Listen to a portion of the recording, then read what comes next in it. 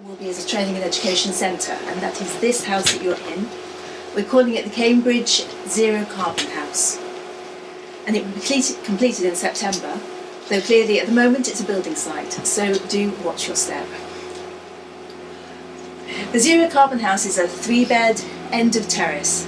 It's a deep retrofit. We're going to be doing the loft, external wall and underfloor insulation, reglazing, installing mechanical ventilation and heat recovery, an air source heat pump, solar photovoltaic on the roof and also on a brise soleil for solar shading. We've got an EV charging point and rainwater recovery, which you can see behind you.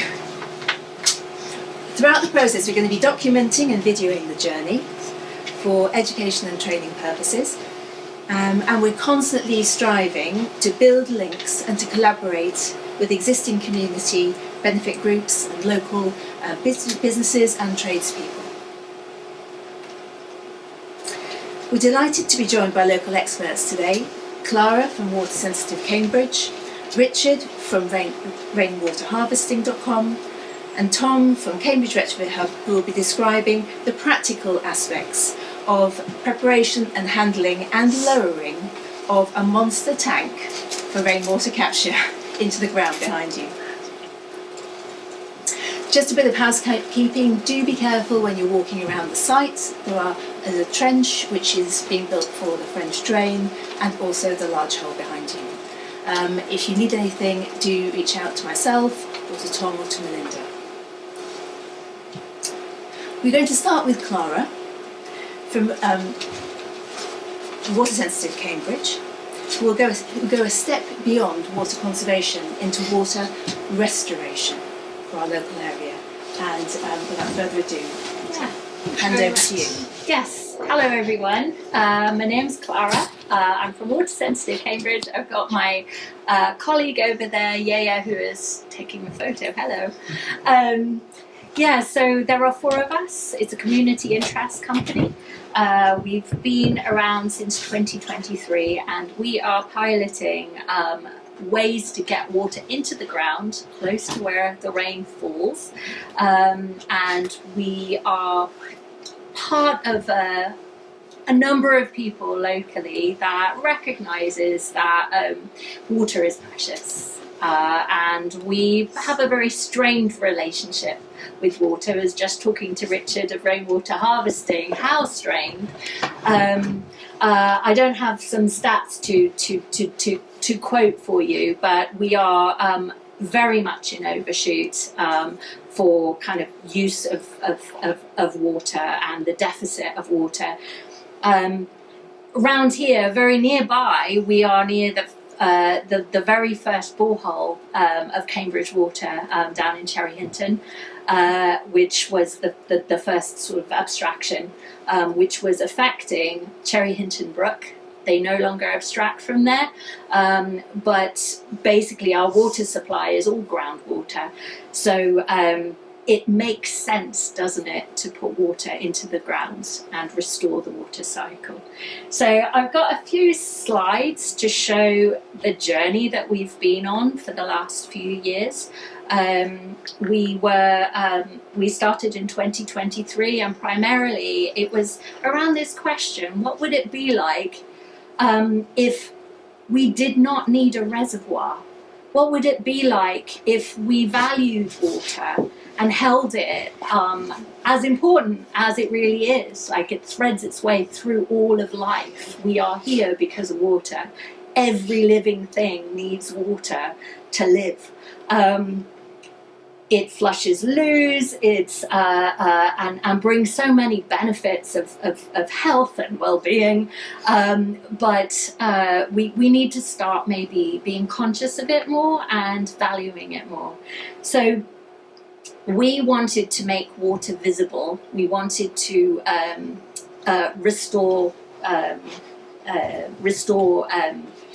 the water cycle in every way we could, primarily starting with the rain. So if we could go with the next slide.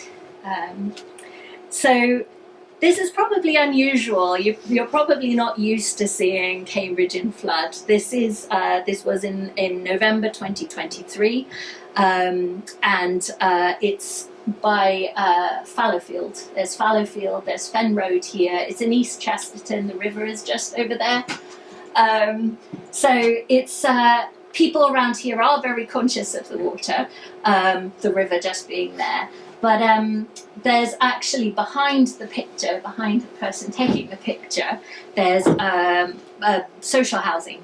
And it's a development that started in the 1960s, I think, and built by 100 Houses Society, and all of the water off the roof, of the roads, and increasingly the driveways that are there instead of front gardens are all going and draining into a single pipe that goes out to the river there.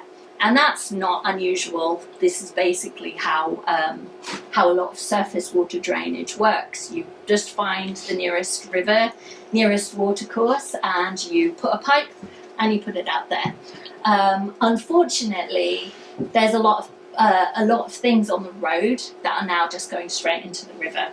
The alternative from this sort of segregated thing where you're just taking the surface water and putting it into the river is going into our sewage pipes, the shared combined sewage that has become increasingly, people are becoming increasingly aware of because it when the sewage system is over capacity, then the water companies are allowed to just spill out into the river. So both situations not particularly good. So this is where we have decided to start interacting.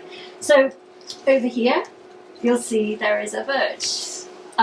We had this fantasy about having a place for the water to go and building a rain garden. So if you go to the next slide, you can see what a rain garden looks like.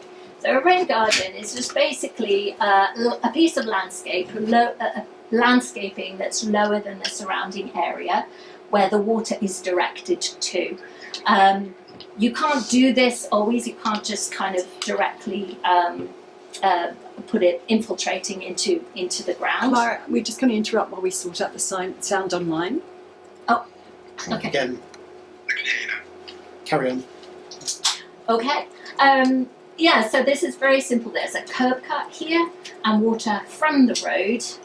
There's kind of overwhelmed drains down here, but water from the road goes into the rain garden, collects here, grows flowers, grows trees, and also from the pavement too. So it seems like a really good idea, doesn't it? And because there are so many benefits, and I think the next slide should show you the benefits. Oh yeah, okay, so these are quite common. Basically, you know there's a rain garden if there's a cut in the curb. And a lot of these examples are from London because there has been a lot of surface water flooding in London, and so they've now got it, the mayor has it as a policy across London, and some of the boroughs are doing an excellent job with the rain gardens. But it's also, you can see in Cambridge too, there are rain gardens in Cambridge. They tend to be quite expensive to do. There tends to be actually a lot of engineering that you cannot see. So we really wanted to see what we could do with an existing neighbourhood very cheaply to build a rain garden. So next slide, please. So we've got a lot of old neighbourhoods and a lot of puddles. This is the long-term flooding map. From that was on the government's website, and basically you can see where water wants to collect. You can see that the river was a lot bigger at some stage, but yeah, that there's kind of, this is floodplains, and this is maybe the ghost of watercourses that are no longer here, but people have built on them, and they are now at risk of flooding. So is there a way that we could install rain gardens all over Cambridge and turn Cambridge into a sponge. So next slide. So this is inspiration. Comes from Tucson, Arizona. A guy called Brad Lancaster, who has been doing this for about 25 years, taking a verge on the side of his street, building a little kind of rain garden, putting native plants and trees, and now 25 years later, his side of the street is a food forest. It's gorgeous. And he's been doing this all over Tucson, Arizona, and he's actually been able to change the building code. When they're building new streets, there has to be a tree, there has to be a curb cut, and that's all over Tucson, Arizona, and hopefully inspiring other places. So next week. Yeah. So just very quickly, it's a no-brainer. So climate change, there's more intense rainfall, and our infrastructure cannot cope with it. So we have neighbourhoods that are at risk of flooding. We have sewage spills because of the combined sewer outflows. The recycling centres are frequently overwhelmed, like the smaller ones, and then it doesn't actually do any favours for the local nature, because the water is seen, rainfall is seen as a waste, and it's just kind of rushes away as quickly as possible. We are kind of desiccating our parks. You can just sort of see how quickly everything dries out. So next slide, please. Animation. But yes, so this just kind of shows that by 2050, which isn't actually very far away, 25 years, our winters are likely to be 30% wetter and our summers 60% drier. So this is the tendency. Next slide, please. So this is basically peak or kind of those peak rainfall times, or kind of it's showing the general trend upwards of extreme rainfall. So next slide, please. So what's the alternative? Well, we can work with nature, not against it.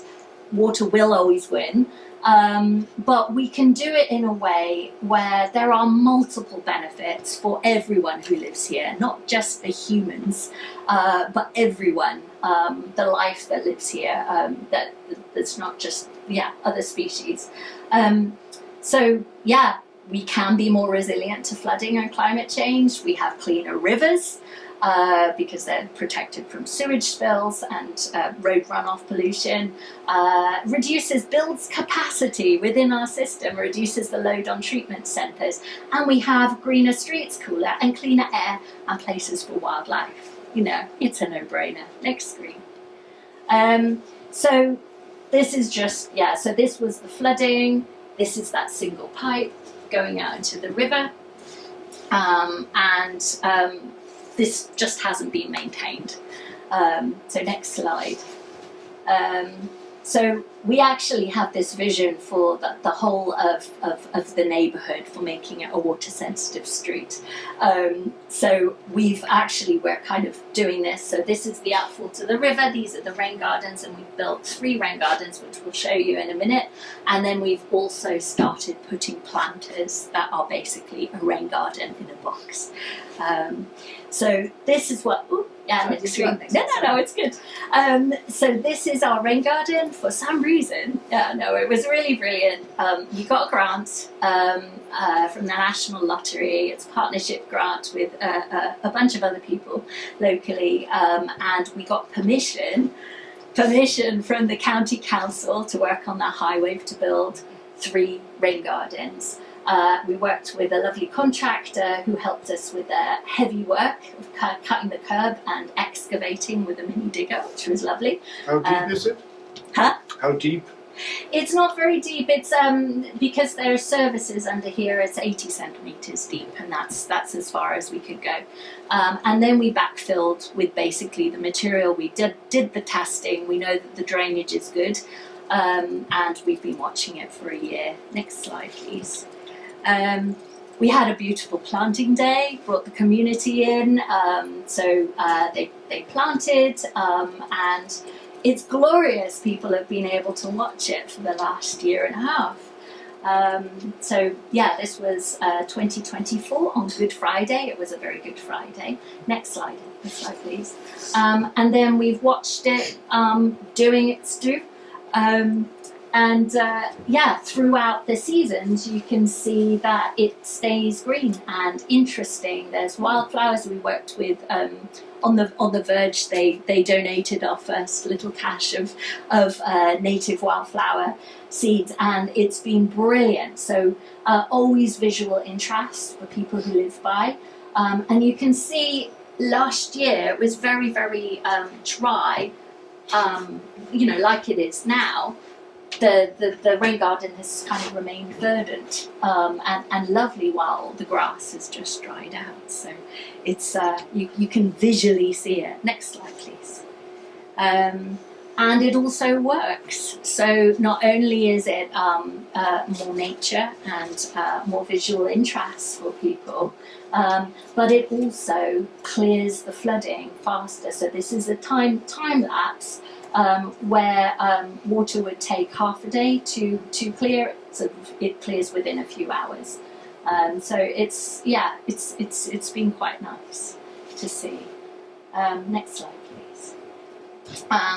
So not only can we build rain gardens and build gardens for coping with more nature, more places for water to be, but it works really well. Like, we've got this really sort of cheap and cheerful solution where you can kind of put like a hose pipe on your water butt outside, so you've always got capacity within your water butt for taking the next rainfall. So if you're kind of managing water on your property because you don't like sewage spills, this is a really good idea. You can always make sure that there is capacity for storms, and your tree is very happy by creating a little drip irrigation just with this fitting.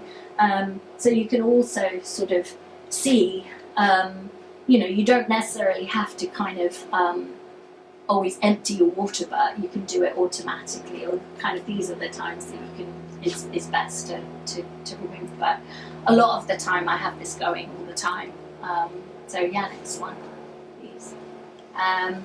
So this is the rain garden in a box, the slow flow planter, which is basically what you saw, but you can have this at the side of your house, and this is a downpipe. So this is really good for spaces that you can't necessarily have a rain garden. And then there's a French drain, some gravel here, so there's always kind of a little store of water for the plants. We've been installing these for a couple of years now, year and a half, I think, and they work great. Next slide, please. So this was an extension of the piece of work, the Fallowfield Rain Gardens, and this is the slow flow planters. So we worked with 100 Houses Society Housing, and they allowed us to do this. We got some money from Cambridge Water to do for biodiversity, and we've got some planters in the front of the property, taking all the downpipes from the front of the property, going into the planters, and we were able to kind of stretch for a bit more of a water sensitive planting here too. So what was really striking about this is that it rained very hard when we were installing it, and then it stopped for 3 months. So we weren't actually able to see it work until much later on. But yeah, so that's where we are, and I think that might be the last one. Yeah, so that's what we do,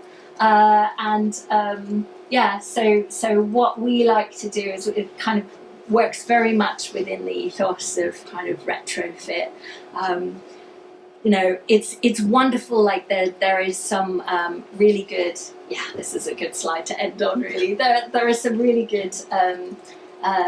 New guidance from the government on building sustainable drainage, but it addresses new builds. 80% of the houses that are around here will still be here in 2050. 80% of the neighbourhoods are still going to be here, and they will not be attracting the kind of funding that, Milton Road. There's some brilliant there are some rain gardens in Milton Road, but we don't have the billions of pounds to retrofit all of the streets to turn them into sponges. So it's kind of up to us doing kind of site-wide interventions, but it's all possible, and by doing very, very kind of small interventions, you can actually make a difference. So that is it. Thank you very much for listening.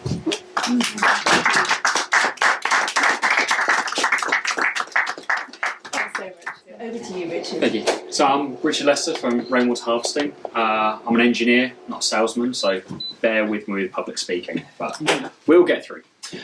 Normally when I do a talk like this, we talk about the what, the how and the why. We'll do the how of how we do the rainwater harvesting at the end when we go outside and have a look. We'll start with the what. Rainwater harvesting is very simple. In fact, we've been doing it since the Roman ages, of taking water from a roof, putting it into a tank of some kind, and then using that water for later usage. Nowadays, obviously, you'd have a pump inside the tank, which would pump the water inside for your toilets, your washing machine, and then obviously any outside non-drinking use. But that's accounting for around about 50% of people's daily use. Now, why is that important? The easiest, quickest thing to do is obviously it saves you money, which is very nice. But there's so much more than that, than saving 50% of your water bill and paying yourself back after 8 to 10 years. One of the main things is the amount of power it takes to take water from your roof.